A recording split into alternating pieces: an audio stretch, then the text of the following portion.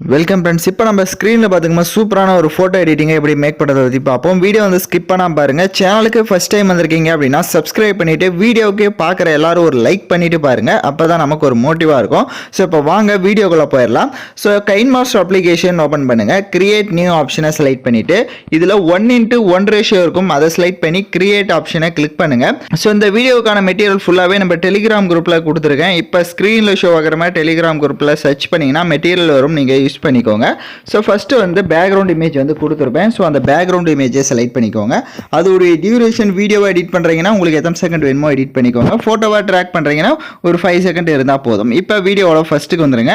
So இது பேக்ரவுண்டோட அந்த ஃப்ளவரோட கலர்லாம் எப்படி வந்து கடைசியாக எப்படி அதாவது கலர்ஸ் வந்து சேஞ்ச் பண்ணுறதுன்றதை சொல்கிறேன். ஸோ அதுக்கு முன்னாடி ஸ்டெப் பை ஸ்டெப்பாக கரெக்டாக ஃபாலோ பண்ணிக்கோங்க. இப்போ வீடியோவோட ஃபஸ்ட்டுக்கு வந்துட்டு லேயர் ஐக்கான கிளிக் பண்ணி மீடியா ஆப்ஷன் செலக்ட் பண்ணுங்கள். இப்போ ஃபோட்டோஸ் வந்து பேக்ரவுண்ட் எரேஸ் பண்ணணும். உங்களுக்கு ஃபோட்டோவை பேக்ரவுண்ட் எரேஸ் பண்ண தெரியல அப்படின்னா நீங்கள் எடிட் பண்ண போகிற ஃபோட்டோவை செலக்ட் பண்ணிட்டு ரைட் சைடு ஸ்க்ரோல் பண்ணுங்கள். மேஜிக் ரிமூவர்னு ஒரு ஆப்ஷன் இருக்கும். ஸோ அதை கிளிக் பண்ணிட்டீங்க அப்படின்னா உங்களோட ஃபோட்டோ வந்து பேக்ரவுண்ட் ரிமூவ் ஆகும். கொஞ்சம் வெயிட் பண்ணிங்க அப்படின்னா ஆட்டோமேட்டிக்கலி உங்களுக்கு ரிமூவ் ஆகிடும். இப்போ ஃபோட்டோ பார்த்தீங்கன்னா பேக்ரவுண்ட் ரிமூவ் ஆயிடுச்சு. இப்போ அந்த ஃபோட்டோவோட டியூரேஷனை எண்டிங் வரையே ட்ராக் பண்ணிக்கோங்க. ரைட் சைடு அட்ஜஸ்ட்மெண்ட்டில் போயிட்டு கான்ட்ராஸ்ட்டை கொஞ்சம் உங்கள் ஃபோட்டோஸ்க்கு இன்க்ரீஸ் பண்ணிக்கோங்க. ஸ்டேச்சுரேஷன் வேணுனாலையும் இன்க்ரீஸ் பண்ணிக்கோங்க. இப்போ வீடியோவோட ஃபஸ்ட்டுக்கு வந்துட்டு அந்த இமேஜை கொஞ்சம் ஜூம் பண்ணி இந்த மாதிரி செட் பண்ணிக்கோங்க.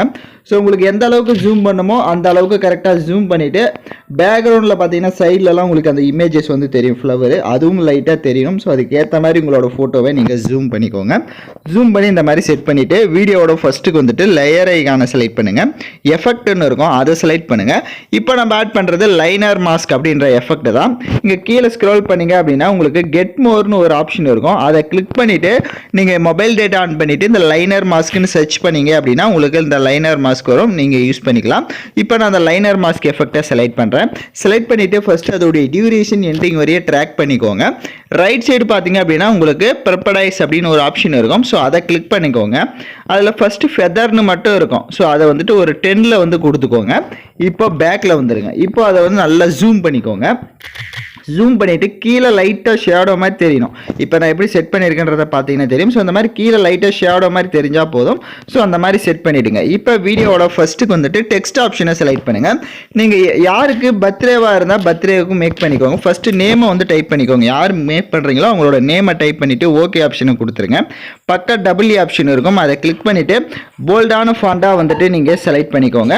உங்களுக்கு கைன்மாஸ்டர்லேயே போல்டான ஃபாண்ட் இருக்கும். இல்லை ஓன ஃபாண்ட்ஸ் வச்சுருக்கீங்கனாலையும் நீங்கள் வந்து ஆட் பண்ணிக்கலாம். ரைட் சைடு மேலே பாருங்கள் ப்ளஸ் ஆப்ஷன் இருக்கும். அதை போட்டு நீங்கள் வந்துட்டு ஓனாக வச்சுருந்தீங்கன்னா ஆட் பண்ணிக்கோங்க. பக்கம் பாக்ஸ் ஒரு ஸ்டோர் ஆப்ஷன் மாதிரி இருக்கும். அதை கிளிக் பண்ணி நீங்கள் கைன்மாஸ்டரில் இருக்க ஃபாண்டை டவுன்லோட் பண்ணிக்கலாம்.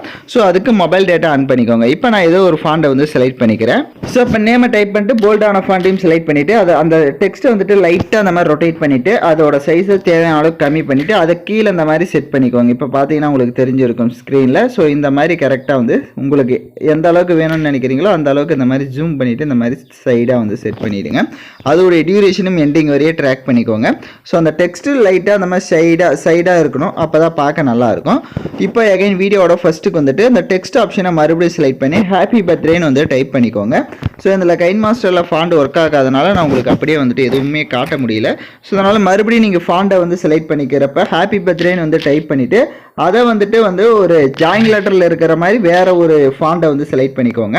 ஸோ அதே மாதிரி தான் இதையும் வந்துட்டு அந்த டெக்ஸ்ட் எப்படி நீங்கள் லைட்டாக ரொட்டேட் பண்ணிங்களோ சேம் அதே மாதிரி இதையும் வந்து ரொட்டேட் பண்ணிவிட்டு அந்த இப்போ நான் நசிரியாவுக்கு மேக் பண்ணுறேன் அப்படின்றனால நசிரியா நேம் மேலே இதை பார்த்தீங்கன்னா உங்களுக்கு செட் பண்ணியிருப்பேன். சேம் அதே மாதிரி ஹாப்பி பர்த்டேன்னு வந்து டைப் பண்ணிவிட்டு அதுக்கு மேலே செட் பண்ணிக்கோங்க.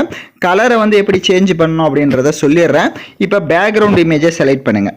அட்ஜஸ்ட்மெண்ட்டில் போயிட்டு லாஸ்ட் ஆப்ஷன் போங்க.